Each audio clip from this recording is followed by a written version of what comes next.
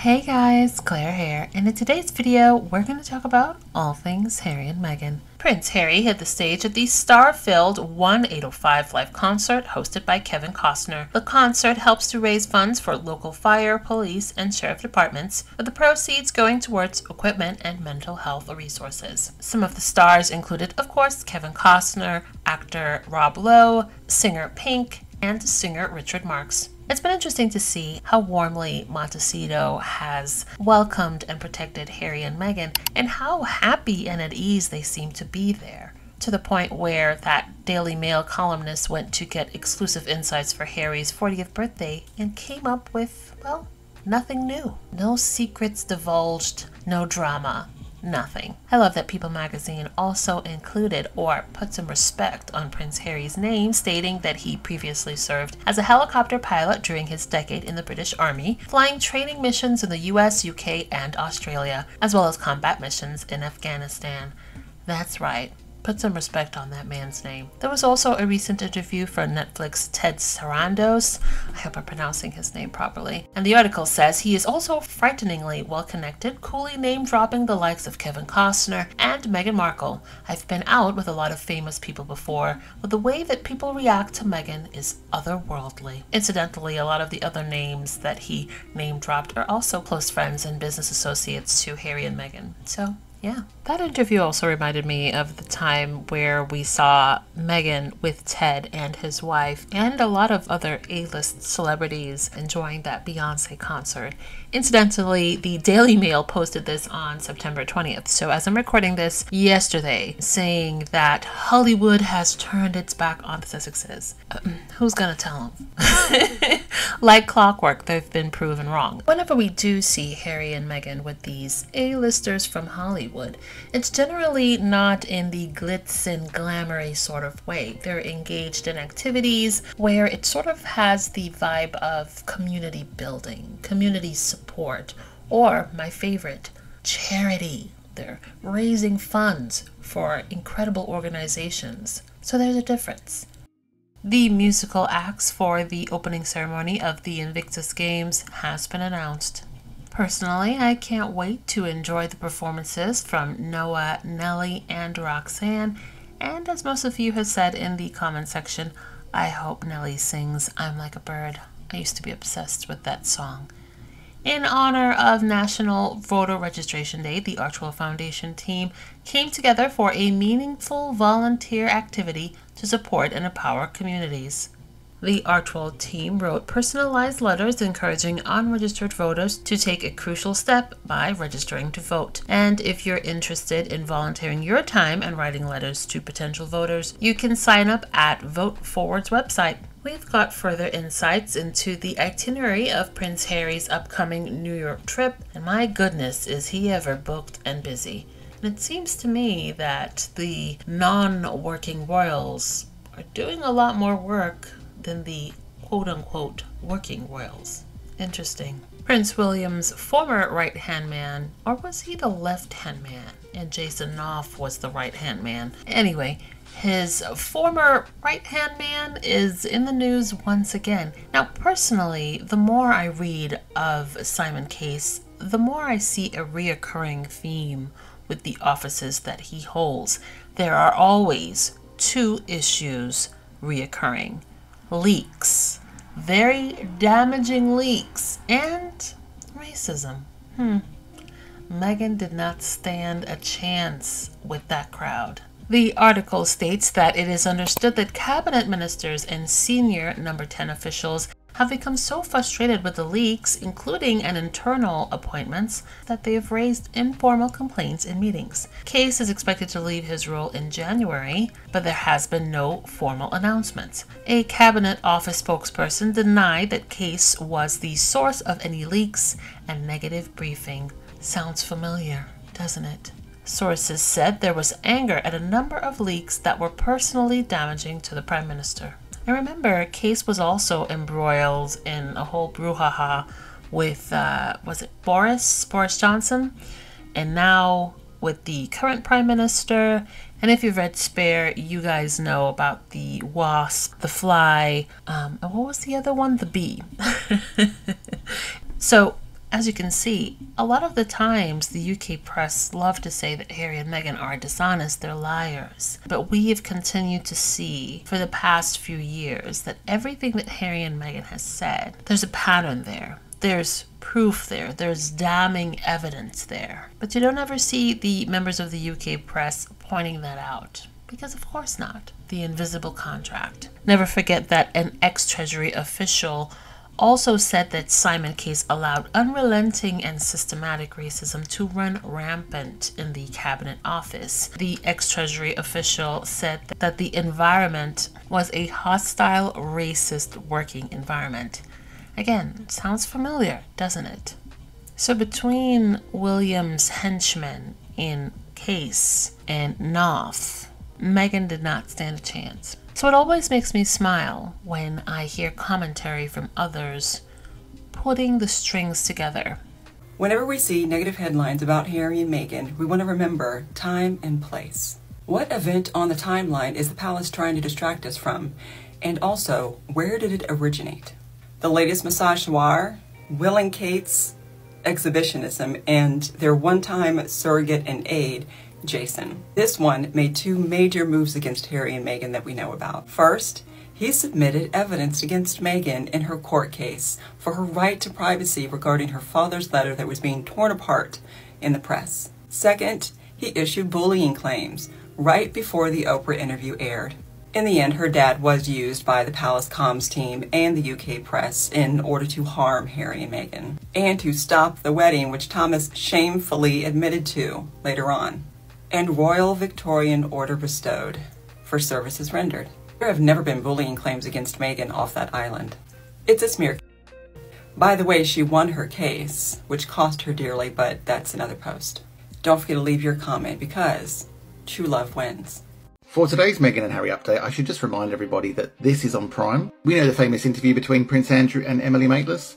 There's a new 3-part series out on Prime, so go and watch it. And it'll be no surprise that there's not much of this in the tabloids apart from just a few stories here and there. Because when you're a tabloid, you just talk about Meghan and Harry. But let's go back to Harry's birthday. The tabloids, you told me that Harry was going to go away with the lads and Meghan wasn't invited and she's not there. That's an awful thing. He said it was a lads trip. He was going solo in New York City. He even told us who wasn't coming to his party. You just made stuff up as usual. But then the story changed, didn't it? Because Harry and Meghan hadn't told you anything. And once again, it was Meghan and Harry laughing at you, Daily Mail. And then when Prince Andrew appears on the front of the mirror again, we're back to Montecito, where the locals are telling Prince Harry and Meghan to move on and leave, apparently. Now, if I'm not mistaken, this is all copy and pasted from previous. I've definitely read this before. And even though it's not true, let's just roll with it anyway. Then we got this nonsense from the Express. Prince Harry and Meghan Markle torn apart by Republicans over woke statement. And this can be found on the Archewell Foundation website. Show up, do good. I like that. That was simply saying that voting is not just a right, it's a fundamental way to influence the fate of our communities. They were talking about this on voter registration day in the US. And I'll leave you with this. I think this is the article that a lot of those tabloids need to read. Harry at 40 might miss Britain, but the uncomfortable truth is we may miss him more. You do. Anyways, stay mad. I'm not sure who the artist is for this particular piece, but it's pretty spot on and also quite sad. In any event, it's interesting to see a lot more people clocking the tea in real time, realizing that every fabricated faux scandal involving Harry and Meghan, particularly Meghan, is often a distraction from something else. And in this case, we know that it's because of that new show on the Duke of York on Amazon. They're also realizing that it's usually a rinse and repeat of some sort of narrative that's been said over and over again in prior years. So yeah, the tides are turning. Not quick enough for my taste, but I'll take it. I wonder why we're seeing so much press about Meghan Markle being a dictator and making grown men cry. But it could be about this. Another, I think it's a 4-parter on Prime, about the interview that shocked the world between Emily Maitlis and the Queen's favourite son, Prince Andrew. You can see the real interview on YouTube, the whole thing. It's fascinating. But this series is going to be very interesting. But not many people are talking about it. I wonder why.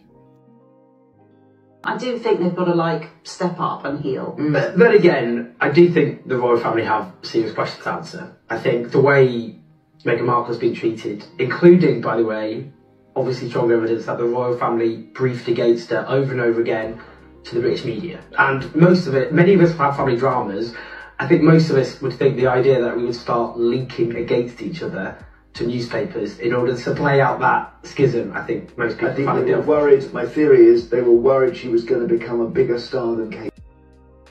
In recent videos, we've been talking about more and more royal correspondents being willing to admit that they miss Prince Harry, that he is an asset to the institution, that some of the members of the royal family and their staff heavily responsible for the divide and ultimately Harry and Meghan leaving. But have you guys also realized that there has been far more sprinkling of negative stories about William and Kate? Not necessarily Charles or even Camilla, but William and Kate. The whole situation with the video. Now we're seeing sprinkling of negative stories about Prince William. There was this incredibly catty and petty one talking about the crowd size or lack thereof for William at a recent event. And of course, there are a lot of people on social media who are quick to show the differences between how Harry is received when he's out and about and the lackluster crowds or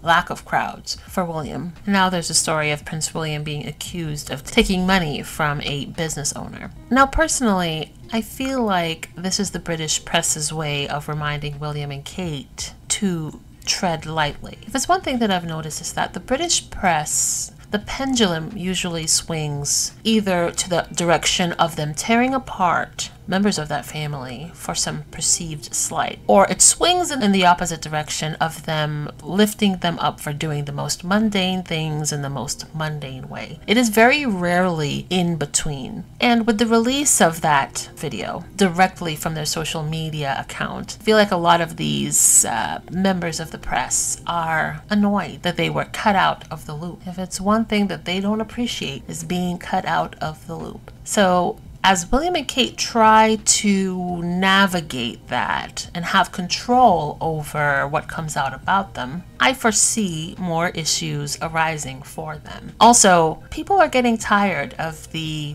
persistent Harry and Meghan hate train. And we see that with a lot of the comments calling in to these morning shows like Jeremy Vine and whatnot. I foresee some problems for William and Kate in the future. Not that I care much. I'm just here for Harry and Meghan.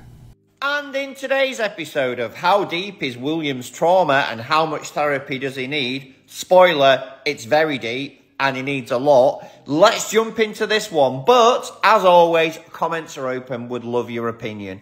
So it turns out that William and Kate's birthday messages to Harry via Instagram were only actually done from the Kensington Palace account to align with the Buckingham Palace account. So they did it just to make sure that everything looked normal and the press couldn't point and say, why is the royal family account sending good wishes and Kate and William are not? It's just absolutely crazy. The head of the family, this family, is the head of the church, and yet it appears to be the most broken family in the UK. Try and work that one out for yourself. Lots of healing needs to be done there for sure. Last point on this one. Friends commented that it was just because it was a special birthday. Oh, it's just because it's the 40th. Normal service will be resumed next year. We won't bother sending any messages. And isn't it interesting to see people calling out the fact that it's not friends of William? It's just William feeding the press stories via his staff members. Prince William does his bit for homelessness. And when I say bit, I mean he spent another hour or so of his life today attending a homelessness event in Aberdeen. I wonder how he got there. He didn't fly, did he? I mean, how would that impact on his green stance? What would they say at Earthshot? Not long ago, he took his kids to a homeless shelter. Isn't that what his mum did with him about 30 odd years ago? Is the royals visiting the homeless supposed to magically help? Because if so, surely homelessness should have gone down over the last 3 decades, not up. Britain has the highest rate of homelessness in the developed world. How bad would it be if the royals didn't do their bit? Just doesn't bear thinking about. At least George, Charlotte and Louis will know all about homeless shelters. and know what homeless people look like. It'll come in handy for when they're parents and they carry on the family tradition. Now, when it comes to the Duchess, there are certain buzzwords that her most ardent naysayers love to use. It's used and overused and misunderstood. That never stops them. There's this particular conversation or commentary from Carol is Speaking that I found to be interesting. And in it, she sort of dismantles this particular keyword. The conversation is always about how kind she is, how giving she is, how caring she is, how compassionate she is. Even on the set of Suits, people mention how professional she is. There was one gentleman who was on the show, I think, for one season, and he played the love interest of her boss, of Megan's boss.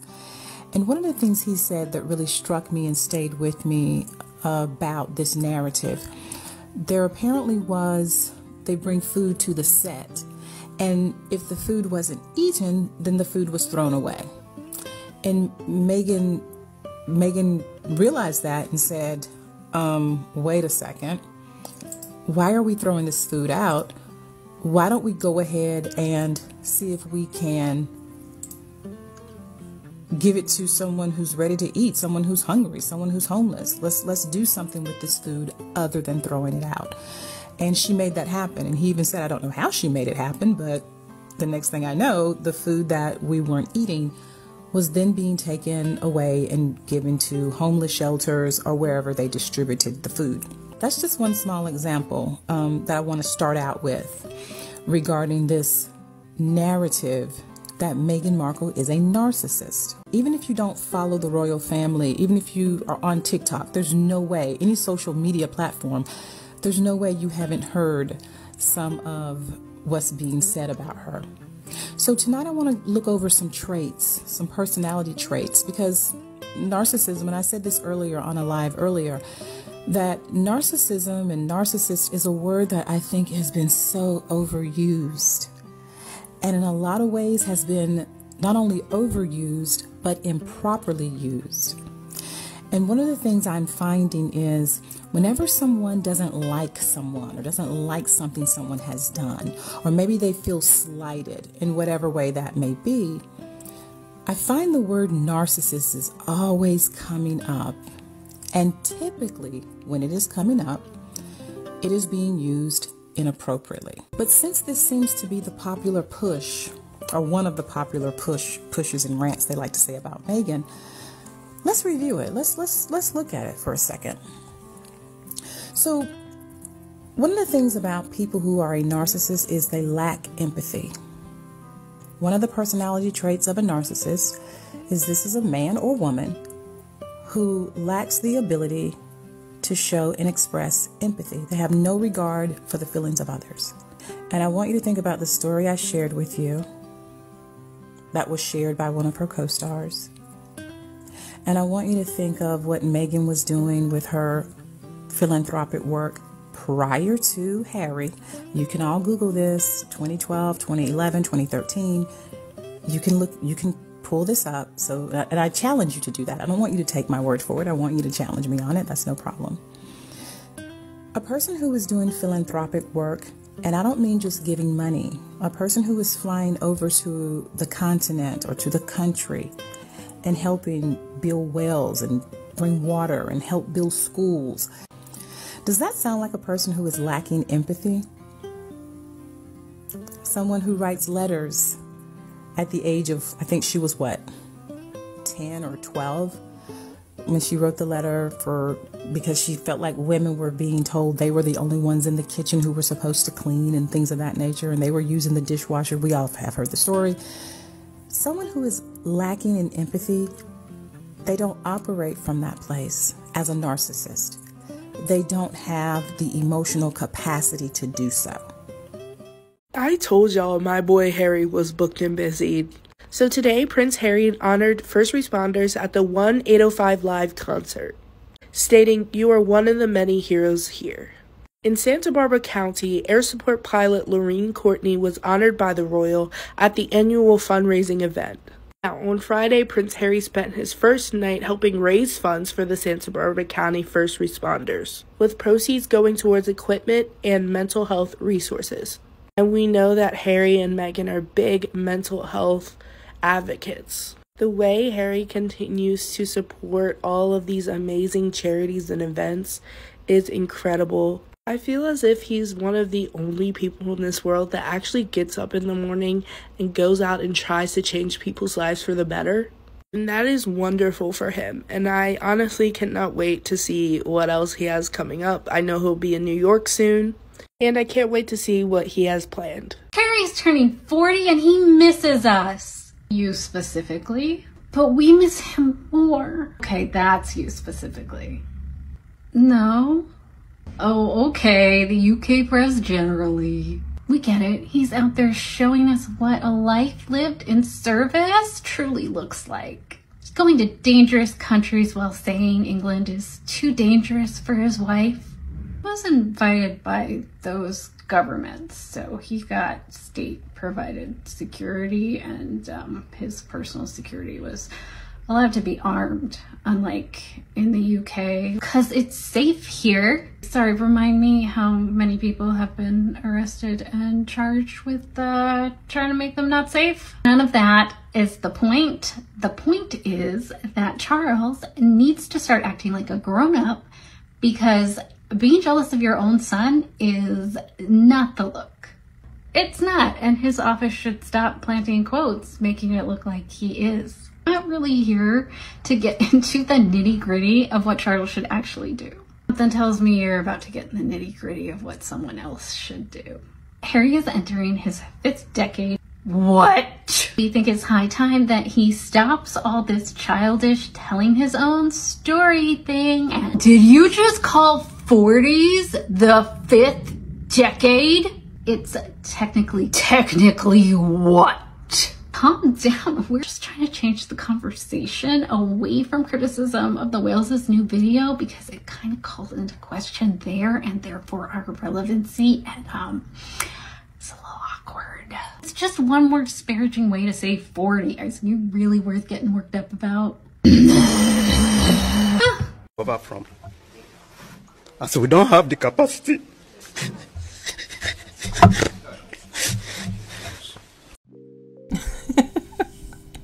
And on that note, I think we'll end it here. Wherever you guys are, I hope you're having a wonderful weekend. I'll talk to you guys in the next video. Thanks for watching. Don't forget to like and subscribe. Also, hit that notification bell.